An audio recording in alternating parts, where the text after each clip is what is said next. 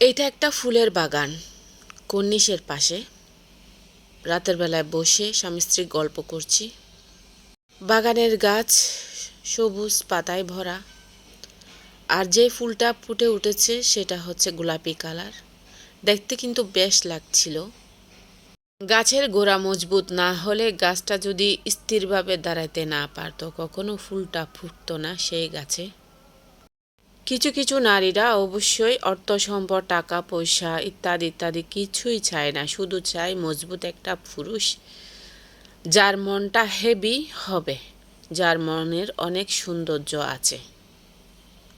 সেই সুন্দর পুরুষেরই হাত ধরতে চায় প্রায় নারীরা, যেন দুনিয়াবি জীবনযাপনের পাশাপাশি আখিরাতেরও কিছু চিন্তা দ্বারা করা যায়।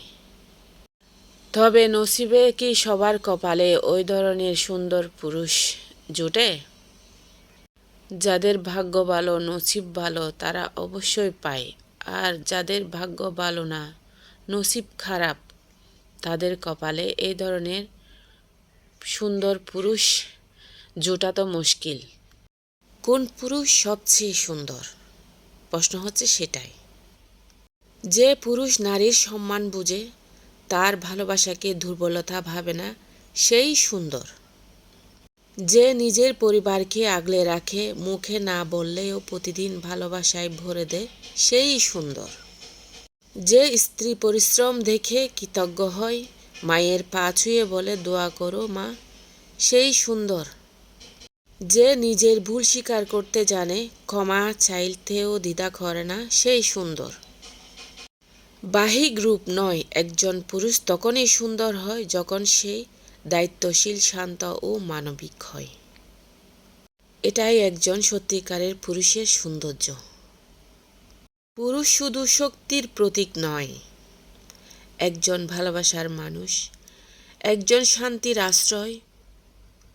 এই ভিডিওটি একজন সুন্দর পুরুষ মানে কাকে বোঝায় সেই গল্পই বলেছি। যদি মন ছুঁয়ে যায়, শেয়ার করে পাশে থাকুন। সব সময় SM ট্যুর ব্লগসের সাথে থাকুন। রাতের বেলা বাচ্চাদেরকে নিয়ে গিয়েছিলাম শারজা কর্নিশে। শারজা কর্নিশটা এখন দেখার মতো সৌন্দর্য, আগে কিন্তু এরকম ছিল না, অনেক ছোট ছিল, এখন অনেক বড়। সমুদ্র ভরাট করেছেন, সুন্দর রেস্টুরেন্টও করেছেন। রাতের বেলার দৃশ্যগুলো তুলে ধরেছি আপনাদের মাঝে। অবশ্যই রাতের বেলার লং ভিডিও এই কর্নিশের ছিল না আমার আইডিতে, তাই দিয়ে দিলাম। ভালো লাগলে লাইক, কমেন্ট, ফলো দিয়ে সাথে থাকুন। ধন্যবাদ।